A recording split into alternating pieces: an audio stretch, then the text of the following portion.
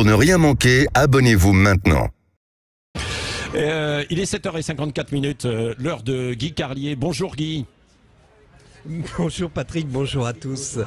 Hier après-midi, je commençais à écrire cette chronique et j'étais parti sur un autre thème, évidemment. J'étais parti sur cette histoire du fonds Marianne lorsque vous m'avez informé, Patrick, de cette délocalisation surprise. Et c'était, je vous l'avoue, comme une bouffée d'air frais qui est venue chasser l'odeur fétide de la putréfaction de la vie politique. J'avais intitulé ma chronique Les fonds et les formes. Les fonds, ce sont les 2,5 millions d'euros qui ont été donnés à des associations pour lutter contre la radicalisation en ligne. Bon, je vous la fais courte. Au bout du compte, on le sait, les fonds finissent dans la poche de responsables d'Assos bidon qui justifie cette utilisation des fonds par des vidéos sur Instagram ayant généré 50 vues. D'autres qui disent qu'ils ont demandé à lire un poème de Victor Hugo. On atteint au comble du cynisme et de l'indignité. Une partie des fonds a été attribuée à des responsables d'associations qui militent en faveur d'Emmanuel Macron. Quant aux formes, ce sont celles, évidemment, de Marlène Schiappa, qui a donc posé dans Playboy, on dirait un gros insecte émergeant d'un cocon, et destiné à faire oublier la photo d'un homme à lunettes, photographié en noir et blanc. On connaît cette photo dans sa salle de classe. Il s'appelait Samuel Paty. On se disait bien que ces photos grotesques dans Playboy étaient une diversion tellement grossière qu'elle devait cacher un bon gros scandale. On n'a pas été déçus.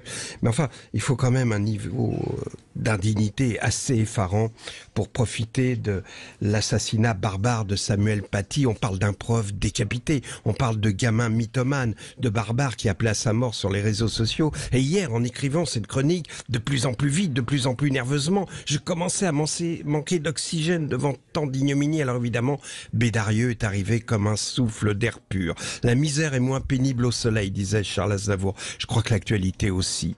Alors, tout d'abord, la question que tous les auditeurs se posent, la ruralité, d'accord, mais pourquoi l'Hérault? Eh bien, pour des raisons personnelles, des raisons qui tiennent à Patrick Rogier, son attachement à cette région languedocienne, où il passe, on le sait, tous ses week-ends. Ah, vous l'aimez, Patrick, ce département, hein. Chaque vendredi, vous piaffez d'impatience à l'idée de prendre le TGV pour en rejoindre la préfecture. Vous expédiez les affaires courantes en disant « Allez, on se dépêche parce que j'ai une de ces envies de Béziers, moi ». Et cette délocalisation, c'est d'abord une rencontre de journalistes, un roi du journalisme radiophonique, un seigneur de la PQR, Olivier Biscay. Et les deux hommes, je le dis aux auditeurs, se sont rencontrés ce week-end sur une plage du Cap d'Agde, la baie des Cochons, oui, elle s'appelle comme ça et tout est dans le titre.